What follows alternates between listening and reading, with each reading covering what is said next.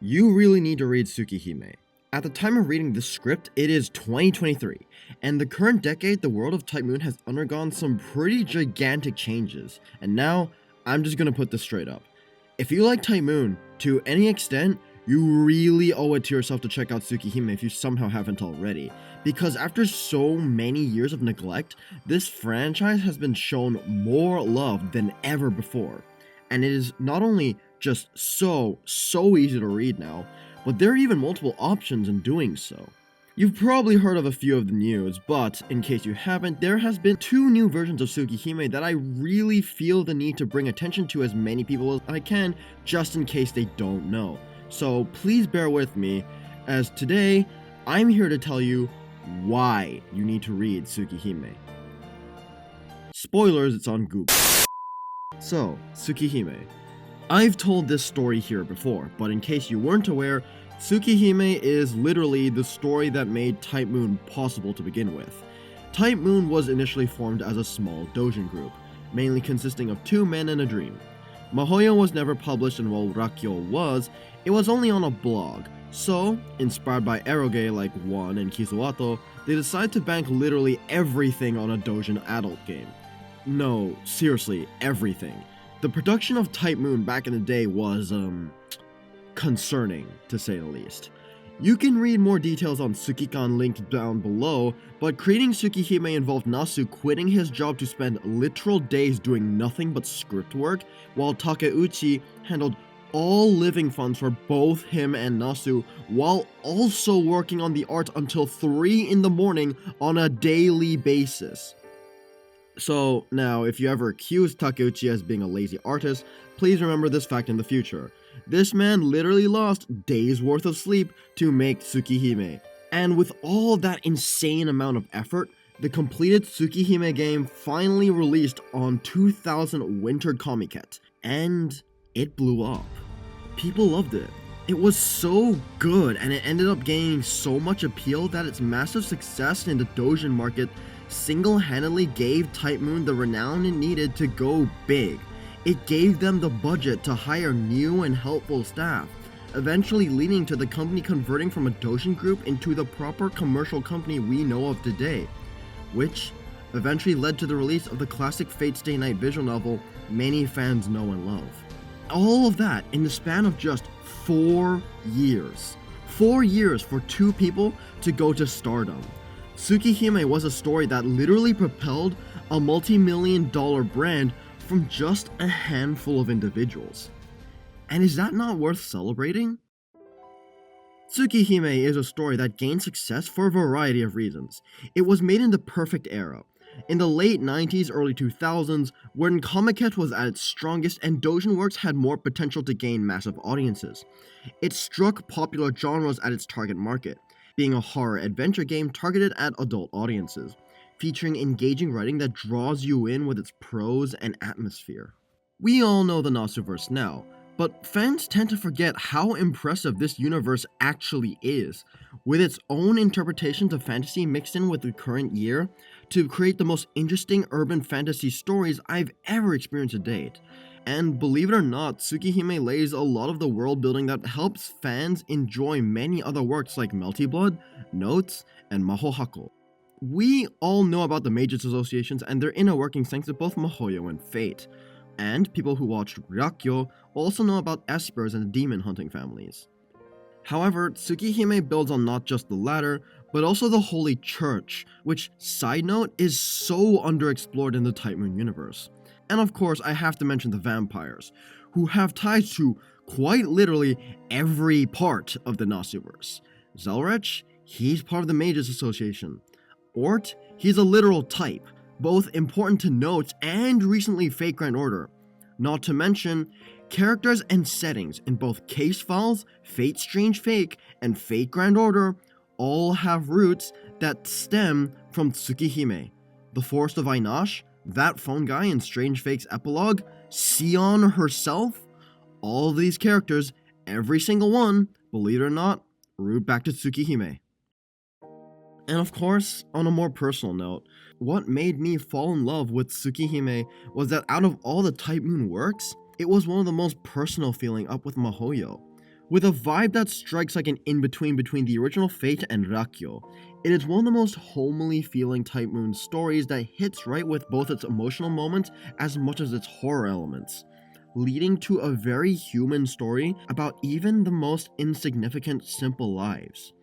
Tsukihime is the work that made me fall in love with Type Moon, so much so that I want to get deep into it, and to this day, I still call it my favorite. So let's go forward in time. Past decade, pre-2020. Imagine it. You're a Type Moon fan and you love Fate. It's one of your favorite franchises ever, but you also have a slight nagging feeling. Okay, really substantial bother that the rest of the Nasuverse hasn't been touched outside of the El Malloy case files.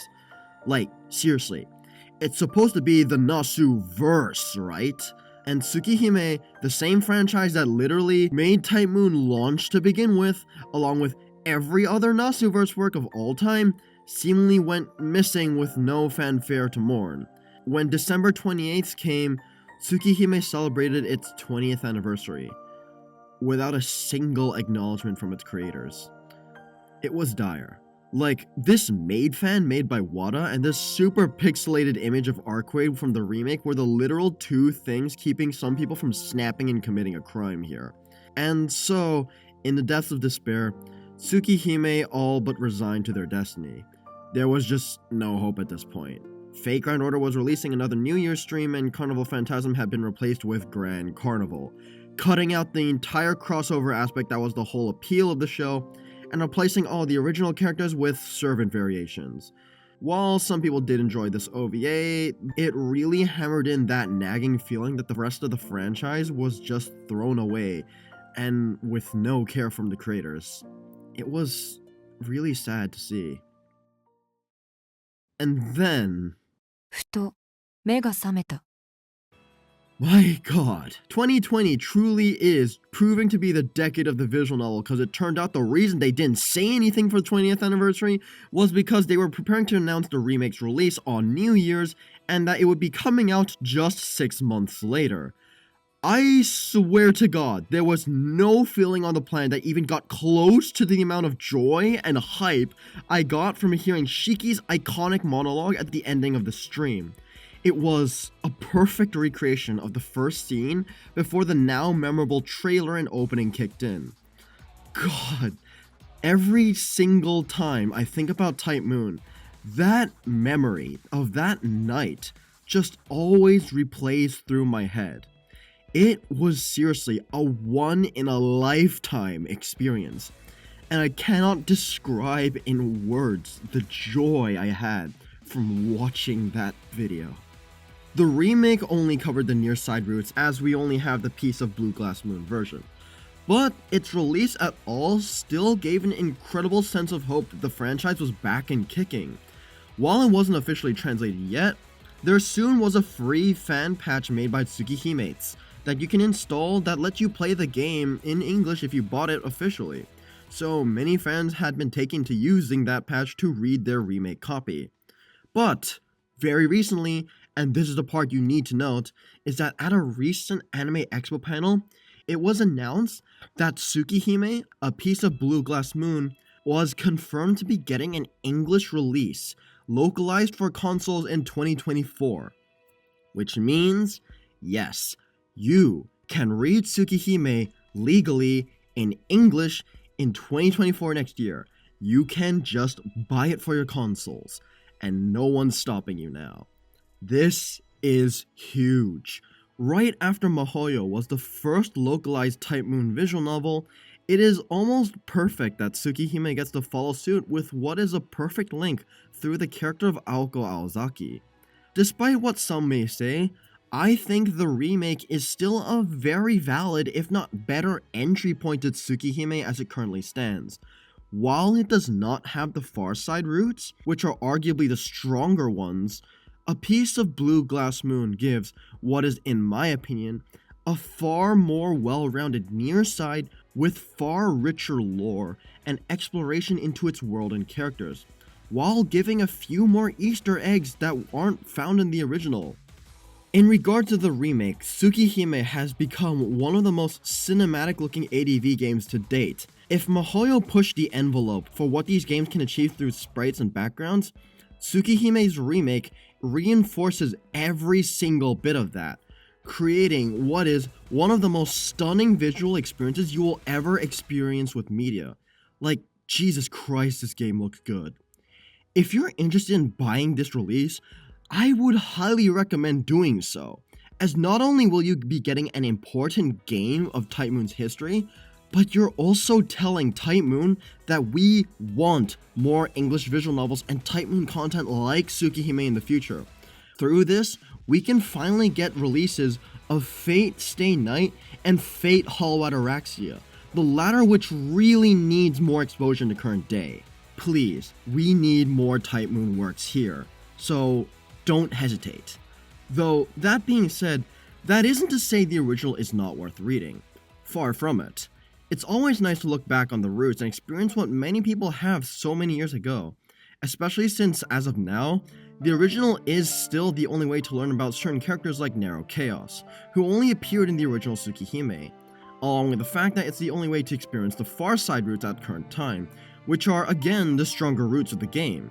In fact, I'm gonna say it, now is the best time to read the original, and this is actually the main reason I want to make this video.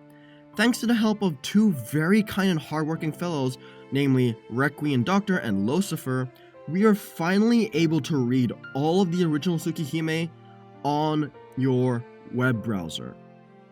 Yep, the entire visual novel is just on here now, online. All you need to do is visit this link, and you'll be provided with a program that works exactly like the original visual novel, but it looks smoother, it runs better, and it has a variety of quality of life options available that the original releases never had. Just as examples, you can change the display ratio, the word of advice, you will want to stick to 4:3 to see the full CGs, switch languages from English and Japanese text, turn the adult content on and off, and even change between the 3 OST versions of the soundtrack for extra variety. The browser version of Tsukihime isn't just a port, it is basically the definitive version of Tsukihime. The only downside to this is that you need Wi-Fi to read it, but like, seriously, that's it. It's so insane how well this port is done. Now, just to clarify in case you might think this is illegal, the original Tsukihime has not been produced in years, so it's not like this game is stealing any potential profits. If anything, this project helps preserve the original story and makes it more accessible than ever before. All you need is an internet connection, and boom, Tsukihime. If you haven't tried this port already, I highly urge you to. And if you haven't read Tsukihime by now, whether it be the original version or the remake, it is literally the best time to do so. With both the online port of the original and an official console release of the remake, now, in current decade, you really need to read Tsukihime. When it's so easy and so readily available, I seriously think you're missing out if you don't. And with that, we're done here for now. Thank you so much for watching, and I hope to see you all somewhere else on the internet. Until then, take care. Hope you have a wonderful day.